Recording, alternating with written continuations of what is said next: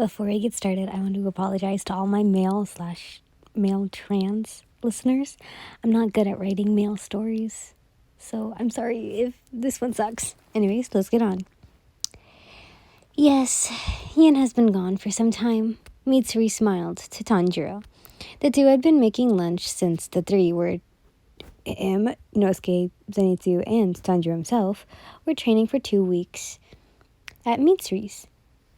Yin, Mitsuri's fiancé, was currently out on a mission, and Mitsuri, she, had been worried sick for his safety. He had been gone for about a week. So, what's he like, if you don't mind me asking? Tanjiro placed down a rolled-up rice ball. Mitsuri placed her hand over her cheek. God, where do I get started? She blushed, gushing like a little schoolgirl. He's handsome, kind, sweet, makes me food, cuddles me, and he always treats me with some gifts from time to time. She looked over to Tanjiro, who had wide eyes and his mouth slightly opened.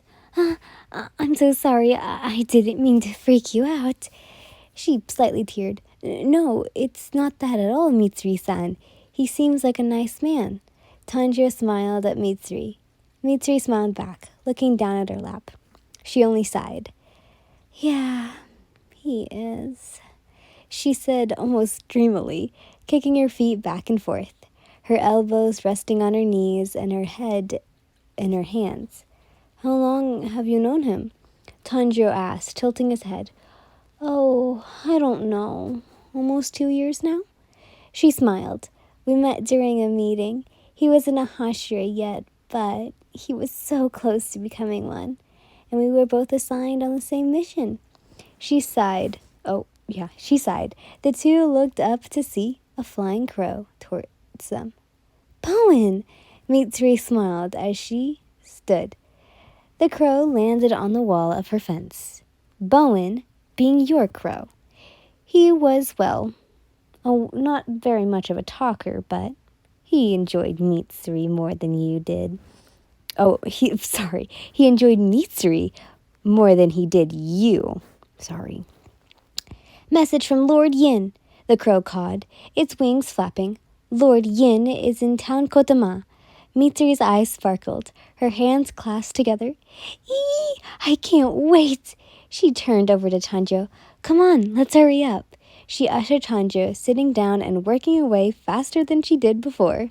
He was frozen and then nodded. The two began to work away until they were finished. The crow had stayed and watched as the two quickly worked away. Okay, you two, behave yourself. She pointed to Zenitsu and Inosuke. One nodded and the other just huffed, until Mitsuri heard footsteps. Her face brightened up, turning to the entrance, then running full speed ahead. You were already ready, turning the corner with your hands out, catching her in your hold, spinning around thanks to how fast she was going. She began to place kisses on your cheeks and, everywhere she could reach, causing you to laugh. She snuggled into your hold, and her feet finally touching the ground. How have you been? Are you hungry? Tired? She pondered. That doesn't matter, but I have something for you. You reached into your sleeve and pulled out something. A tiny wrapped box. The three boys watched as Mitsuri froze and took the gift in her hands. What do you think it got her? Inosuke asked. Food? He wondered out loud. No, it's probably a hairpin. Zenitsu watched, a little bit jealous. She carefully opened it, the paper showing the tiny wooden box. She slowly opened it even further, lifting the lid. And indeed, was a hairpin. But not just any hairpin. It was two. One of the moon and a butterfly, and the other was a cherry blossom with a pearl. Her eyes began to tear, and she looked up. She jumped into your hold, nuzzling her head in your neck. Thank you, thank you. The two boys were ushered away by Tanjiro at this moment. He knew what was probably going to happen. She rested her head on your chest. I love them. She smiled. Do you want me to put them in? You asked. She pulled away and nodded, a blush on her cheeks. let's go inside. You took her hand and led her to the house, finally coming to her room. She sat down in front of her mirror, you undoing her braids. She gave you a brush and you slowly brushed through her hair. She smiled, breathing in and out, humming to herself. She was happy, all right. Putting her hair up in a bun and pinning them both in her hair, you finally spoke. Done. She looked over her hair in the mirror, moving her head side to side, and then she turned to you. I love it. She moved over, her hands around your neck. Moving her head close to yours, you placed your hands on her hips. The two of you rubbing noses until...